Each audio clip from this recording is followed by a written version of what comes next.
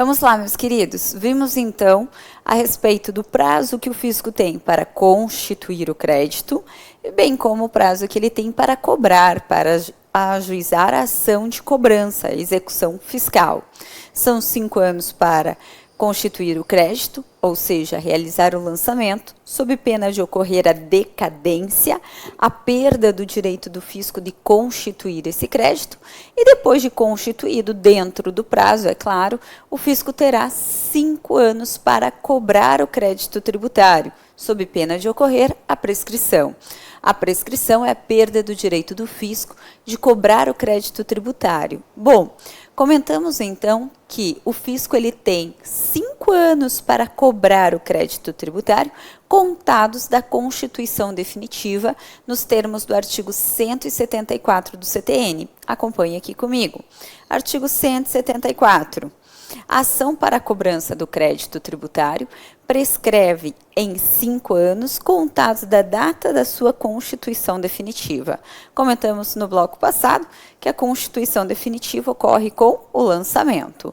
Pois bem, agora eu preciso que você mantenha-se atento ao parágrafo único desse dispositivo, porque ali prevê as hipóteses em que há interrupção da prescrição. E quando eu falo interrupção da prescrição, aqui no direito tributário você pode compreender, sim, é quando o prazo zera e volta inteirinho para o fisco. Então, interrupção da prescrição, o prazo vai zerar e vai voltar cheio para a fazenda, de modo que a fazenda terá mais 5 anos para realizar a cobrança desse crédito.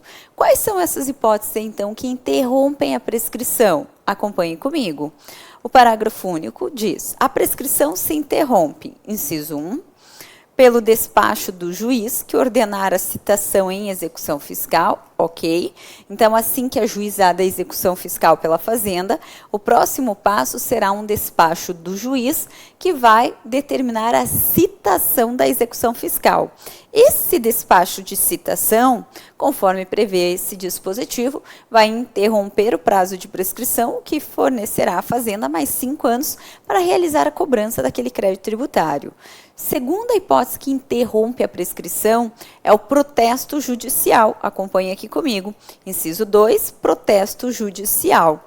Ainda vale a pena ressaltarmos que estamos aqui na parte referente a que interrompe a prescrição para o fisco ajuizar uma ação de cobrança em face do nosso contribuinte. Pois bem, já faço a ressalva que hoje o entendimento do STJ é que quando o contribuinte vai ajuizar uma ação de restituição, ele também pode se valer do protesto judicial por analogia a esse artigo 174, parágrafo único, inciso 2 do CTN, para que também seja interrompido o seu prazo para ajuizamento da ação de restituição.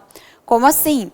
Nós temos, nos termos do artigo 68, inciso 1 do CTN, que o contribuinte tem até 5 anos para pleitear a restituição, contados do pagamento indevido ou a maior do tributo. Mas, se ele realizar um protesto judicial, por analogia aqui ao artigo 174, parágrafo único, inciso 2, vai ter interrompido esse prazo, de modo que o prazo zera e volta inteirinho para o contribuinte também ajuizar uma ação de restituição. É um meio que hoje tem sido muito utilizado em nossa prática tributária, porque tem muitas demandas que ainda estão sob análise do Poder Judiciário, a exemplo da situação das questões virtuais, download, não é? Comercialização de cessão de direito de uso de programas de computadores. Como essa questão ainda está sob análise do Poder Judiciário, se deve incidir ICMS, se deve incidir ISS, ou ainda se não vai incidir nada sobre esse direito de uso de programas de computadores, muitas vezes temos nos valido de protesto judicial para interromper o prazo de restituição. A exemplo, o cliente que já tem recolhido ISS sobre esse direito de uso essa comercialização do direito de uso de programa de computadores, então nós temos requerido o protesto, porque lá na frente, se o Supremo declarar que realmente é inconstitucional o item previsto na lista anexa à Lei Complementar 116 de 2003, que prevê que deve incidir ISS sobre essa atividade, então o contribuinte poderá restituir muito mais do que 5 anos, mas até 10 anos. Agora, se a gente não faz o protesto, realmente ele só poderá recolher os últimos 5 anos de acordo com o artigo 68, inciso 1 do CTN. Então, o protesto judicial, ele tem sido utilizado tanto para interromper o prazo prescricional, o prazo para a Fazenda ajuizar uma ação de cobrança à execução fiscal, como também, por analogia a esse dispositivo, o STJ reconhece que é possível se valer do protesto judicial o contribuinte para zerar o prazo quanto ao seu processo de restituição de um tributo pago indevidamente ou a maior. Ok? Inciso 3, também interrompe a prescrição por qualquer ato judicial que constitua em mora o devedor. E, por fim, temos o inciso 4, por qualquer ato inequívoco, ainda que extrajudicial, que importe em reconhecimento do débito pelo devedor. A exemplo, um parcelamento.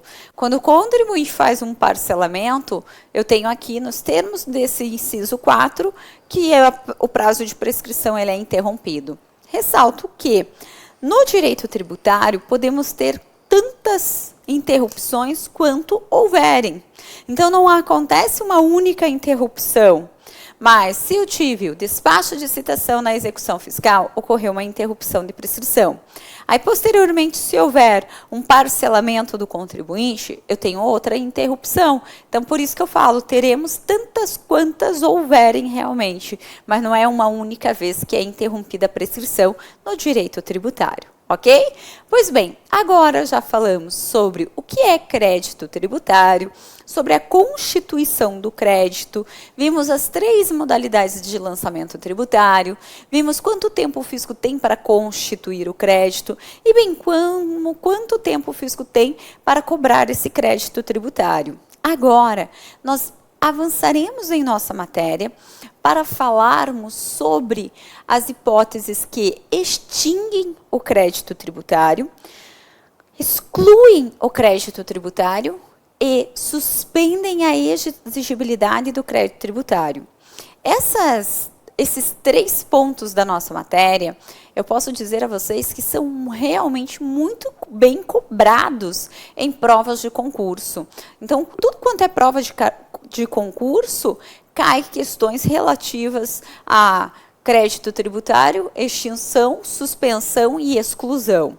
Mas para falarmos sobre esses 3 pontos, de novo, é claro, para que você compreenda e não apenas decore. Vamos lá trazer toda a sequência do nosso direito tributário.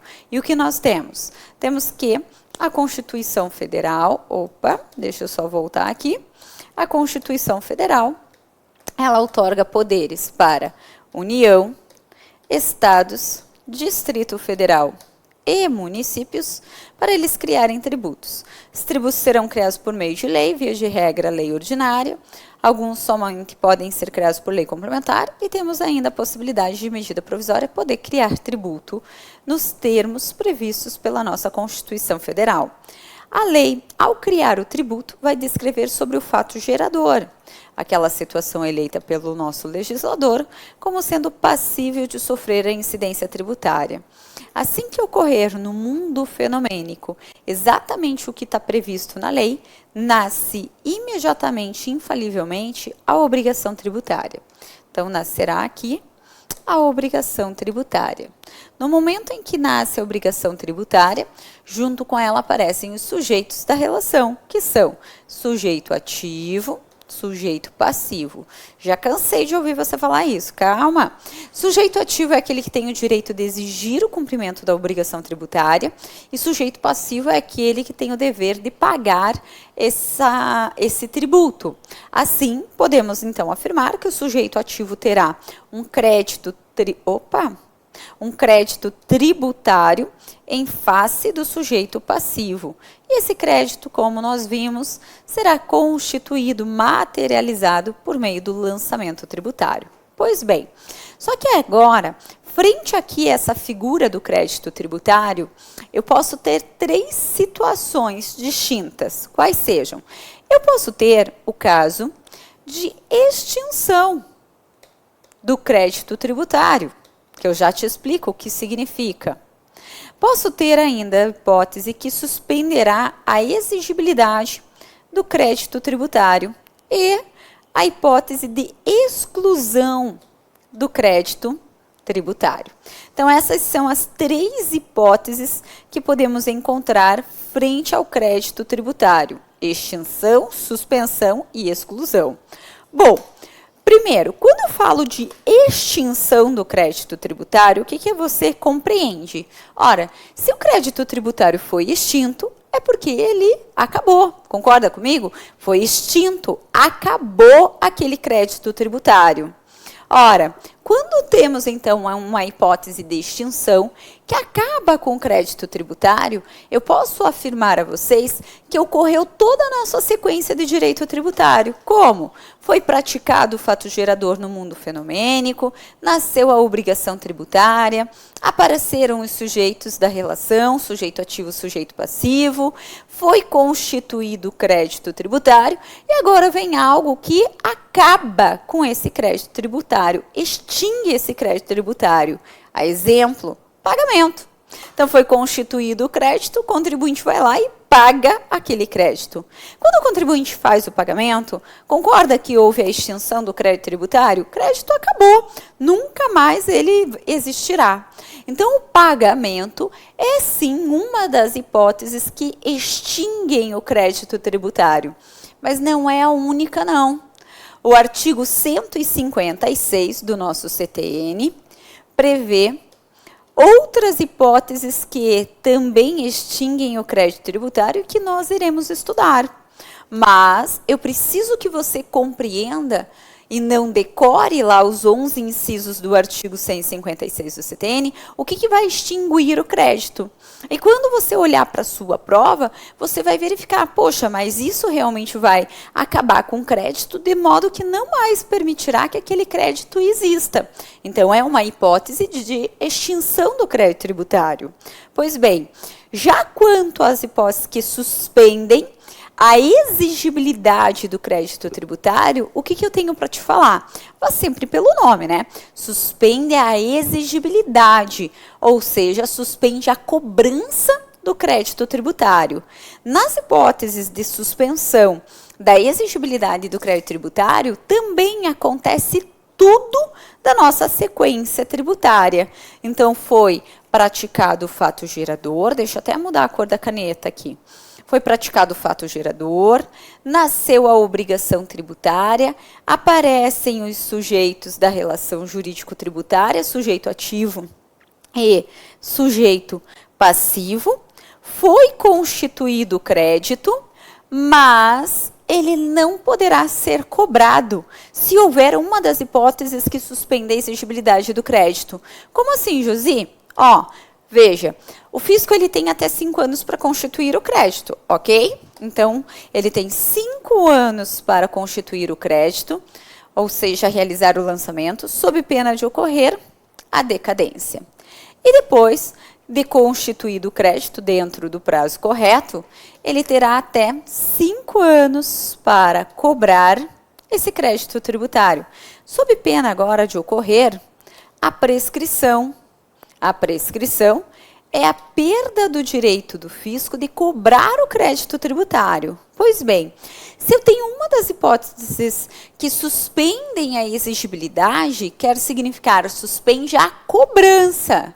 Não suspende do crédito ser constituído. Não há nada na vida que irá suspender a exigibilidade, a constituição do crédito. O que suspende é a exigibilidade. Logo, eu compreendo que suspende a cobrança. O que eu tenho no artigo 151 do CTN. Então, as hipóteses mencionadas pelo artigo 151 do CTN são hipóteses que impedem a cobrança do crédito tributário. Como assim, Josi, impedem a cobrança do crédito tributário? Vai impedir realmente que o crédito seja cobrado porque há uma hipótese que suspende, veja, a exigibilidade. A exemplo do parcelamento. Ora, se eu devo, digamos que, 12 mil reais de tributo, e eu pago a primeira parcela, resolvi fazer um parcelamento em 12 vezes. Se eu pago a primeira parcela, você concorda comigo que o crédito não foi extinto? Não, porque se é um crédito de 12 mil, eu paguei a primeira parcela, tem mais 11 mil. Pois bem, só que se eu estou fazendo parcelamento, não pode também o fisco ajuizar a ação de cobrança, porque eu estou ali num acordo com ele, ao invés de te pagar à vista, vou te pagar parceladamente. Então, suspende a exigibilidade, impede que o fisco ajuize uma ação de cobrança, que ele ajuize a execução fiscal. Então, quando eu falar de hipóteses que suspendem a exigibilidade, que estão previstas no artigo 151 do CTN, que nós também iremos ver uma a uma, compreenda que está aqui. Então, posso até dizer que suspende o prazo de prescrição? Pode. Há doutrinadores que não concordam com isso, mas eu não vejo como não falar que realmente suspende o prazo de prescrição, uma hipótese que suspende a exigibilidade do crédito tributário, porque suspende a cobrança realmente daquele crédito. Ok, e o último caso trata-se de exclusão do crédito tributário. Acabamos de verificar, então, que as hipóteses de suspensão estão no artigo 151 do CTN, mas, é claro, vamos falar a respeito de cada uma delas. Mas aqui, quando se fala de exclusão do crédito tributário, o que nós temos? A exclusão, ela impede que o crédito tributário seja constituído. Então, diferentemente de tudo que nós vimos, de extinção e suspensão, em que acontecia tudo da minha sequência, que inclusive era constituído o crédito, na exclusão, exclui-se o crédito tributário, impede-se que o crédito tributário seja constituído. Então, a hipótese de exclusão do crédito impede que o crédito tributário seja realmente constituído. Essas hipóteses de exclusão do crédito tributário são apenas duas, estão no artigo 175 do CTN e nós iremos comentar também uma a uma. Agora aqui, nós temos várias formas de serem cobrados sobre esses pontos da nossa matéria em provas de concurso. Nós podemos ter uma pergunta seca para saber, marque a alternativa que corresponde a uma hipótese de exclusão do crédito tributário. Ou podemos ter perguntas mais elaboradas, querendo realmente saber sobre cada uma dessas hipóteses. Logo, pensando em uma pergunta seca que pode cair inclusive em prova de magistratura, prova de cartório, que nós podemos sim encontrar, eu te falo o seguinte, há 3 formas de você acertar uma pergunta direta dessa. A primeira, que é, a meu ver, a mais interessante, é que você compreenda realmente o que vai acabar com o crédito tributário, o que vai suspender a cobrança e o que é exclusão do crédito tributário. E por isso que iremos comentar uma a uma para que você tenha esse raciocínio. A segunda forma seria você decorar. Decorar tudo o que está no artigo 156 do CTN, que se refere à hipótese de extinção do crédito tributário, decorar tudo o que está no 151 do CTN, que se refere à suspensão do crédito tributário, e tudo o que está no 175, que é exclusão do crédito tributário. Somando aí os incisos, você teria 19 incisos, porque só no 156 eu tenho 11 incisos, no 151 mais 6 incisos e no 175 mais 2 incisos. Penso que é desumano, né? Considerando tudo que você tem para estudar para uma prova, então não vale a pena. E o terceiro método é, se você quer fazer rápido, responder rápido e se livrar de uma vez de uma questão direta dessa, decorebinha, eu sugiro então que você memorize 3 palavras. É possível sim. Com 3 palavras você já bateu os olhos e saber o que é a hipótese de extinção do crédito tributário, o que é a hipótese de suspensão da exigibilidade do crédito tributário e o que é a hipótese de exclusão do crédito tributário. Vamos tentar. Quanto às hipóteses de exclusão do crédito tributário, como só são duas, aí eu sugiro que você já tenha em mente. São elas isenção e anistia. Então, falou de exclusão do crédito tributário, pode colocar na mente já. Isenção e anistia. Exclusão do crédito tributário, isenção e anistia. Já foram duas palavras. Isenção e anistia já está na sua mente. São hipóteses de exclusão do crédito tributário. Ok. E a próxima palavra, já que eu disse que são três? A próxima palavra corresponde às hipóteses de suspensão da exigibilidade do crédito tributário. Na sua prova, se você quer saber o que suspende a exigibilidade do crédito tributário, você poderá escrever a seguinte palavra: morder, limpar. Quando você escreve essa palavra, e considerando uma prova objetiva, é claro, você vai preenchendo essa palavra morder, limpar, porque tudo que tiver dentro dela corresponderá à hipótese de suspensão da exigibilidade do crédito tributário. E aí fica fácil, né? Porque se você já sabe que exclusão é isenção e anistia, e as hipóteses de suspensão estão dentro do morder, limpar, o que não estiver dentro do morder, limpar e não for isenção e anistia, será a hipótese de extinção do crédito tributário.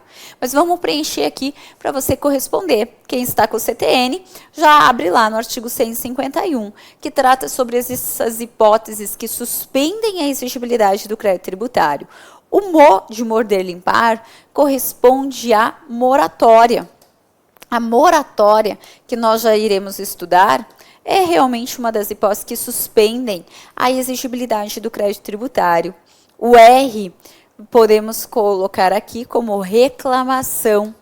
Reclamação na esfera administrativa suspende a exigibilidade do crédito. O D é de depósito. Só que, atenção, o depósito para suspender a exigibilidade, ele terá que ser integral.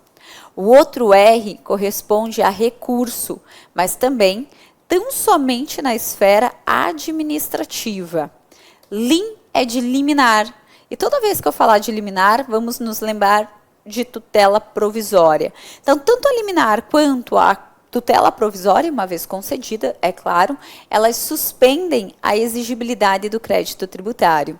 E o par é de parcelamento, que nós já tínhamos até comentado. O parcelamento, ele suspende a exigibilidade do crédito tributário. E aí é aquilo que eu falei a vocês. Tudo que estiver dentro do morder, limpar a hipótese de suspensão da exigibilidade do crédito tributário. E então, não sendo isenção e anistia, que é hipótese de exclusão, não estando no morder, limpar, será então hipótese de extinção do crédito tributário. E você não precisará decorar lá aqueles 11 incisos do artigo 156 que correspondem a pagamento, compensação, transação, remissão, prescrição, decadência, dação em pagamento de bem imóvel, pagamento antecipado e ulterior homologação, conversão do depósito em renda, consignação em pagamento, decisão administrativa irreformável e decisão judicial transitada em julgado. Não precisará decorar tudo isso. Ainda, né, para quem gosta de macete, um segundo macete, que diz o seguinte: tirando isenção, que é a hipótese de exclusão do crédito tributário, todo o resto que terminar em ão será a hipótese de extinção. Como assim? Ora, vai lá para o artigo 156 do CTN e veja como temos bastante ão.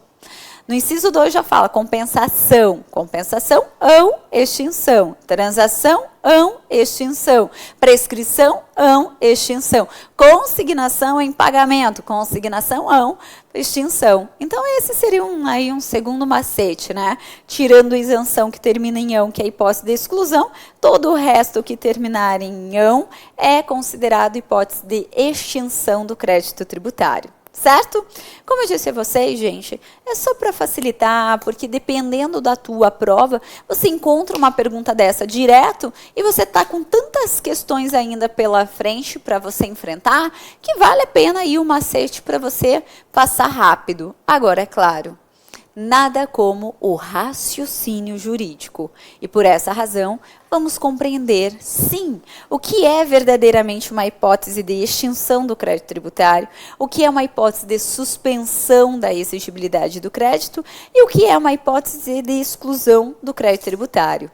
Iniciaremos a nossa análise com as hipóteses que suspendem a exigibilidade do crédito tributário. As hipóteses que suspendem a exigibilidade estão no artigo 151 do nosso CTN. E o que nós temos lá? Moratória, depósito do montante integral, reclamação e recurso na esfera administrativa, concessão de liminar em mandado de segurança, concessão de liminar ou tutela em qualquer tipo de ação e o parcelamento.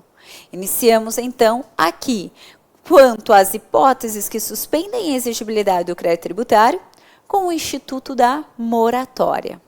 Para falarmos sobre a moratória, pode já separar, por gentileza, artigos 152 a 155 do CTN. Pois bem, primeiro, o que vem a ser moratória? A moratória corresponde a uma dilação legal do prazo de pagamento do tributo. Como assim, Josi? Ora, nós sabemos que o natural é que tão logo ocorra o fato gerador, eu já tenha que pagar o tributo, não é? Mas se eu tenho a moratória, há uma dilação legal do prazo de pagamento, de modo que eu pratique o fato gerador hoje, mas a lei diz que eu tenho uma moratória e que eu posso pagar o tributo só daqui 10 anos. Isso é uma moratória. É a dilação legal do prazo de pagamento, previsto por lei, é claro, é uma dilação legal. A exemplo, então digamos que hoje eu ganhe uma moratória, eu tenho aqui uma moratória que vai do ano de 2019 até o ano de 2020. Não, 2020 ficou muito pouco, né? Vamos colocar mais aqui. 2030. Pronto. Agora sim está valendo a pena. Quando, então, eu olho para a lei e vejo que eu tenho essa moratória, que diz que eu poderei pagar o tributo só lá em 2030, isso quer significar que o meu contribuinte, ele vai praticar os fatos geradores, o que está previsto em lei, então ele vai praticando aqui, os fatos geradores, 2020, 2021, né, e assim sucessivamente. Mas ao praticar o fato gerador, ele não precisará, nesse momento, pagar o tributo. Por quê? Porque ele tem uma moratória que jogou o prazo de pagamento lá na frente. Aí sim, quando eu tenho encerrada a moratória, que aqui a lei vai determinar, 2030, aí eu volto e pago tudo que eu não tinha pago. Porque a moratória não é uma dispensa do dever de pagar o tributo, mas é, uma dilação do prazo de pagamento desse tributo. Não confunda a moratória com a isenção. Eu posso até ter uma isenção por prazo determinado, mas qual seria a diferença aqui? Digamos que eu tivesse uma isenção de 2019 a 2030. Na isenção, a dispensa do dever de pagar o tributo, de modo que, quando acabasse essa minha isenção por prazo determinado, em 2030, no nosso exemplo, eu não precisaria voltar aqui para trás para pagar tudo o que tinha ficado no passado. Não, eu pagaria só daqui para frente. Por quê? Porque a isenção é uma dispensa do dever de pagar o tributo. Já a moratória não é uma dispensa de pagar o tributo, não. Mas a moratória joga o prazo de pagamento lá na frente. Aí muitos vão até falar, ué, mas se a moratória não me dispensa de pagar o tributo, joga o prazo de pagamento lá na frente, qual é a vantagem de eu ter uma moratória, se depois eu vou ter que pagar? Bom, é vantagem sim, muitas vezes, e é por isso até que temos esse instituto em nosso direito tributário, porque por vezes, aquele momento você está passando por certa dificuldade financeira. A exemplo, uma empresa que vem se instalar no Brasil de marca ainda desconhecida.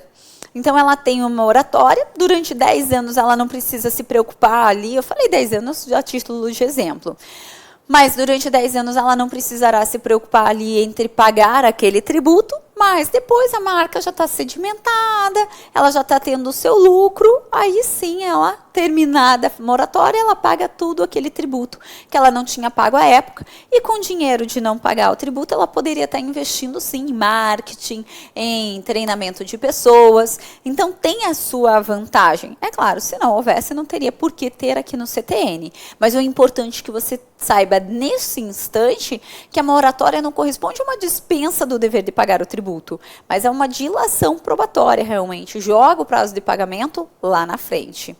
Mais sobre a moratória, que tem muita coisa importante, vem comigo lá para o nosso próximo bloco, não saia daí.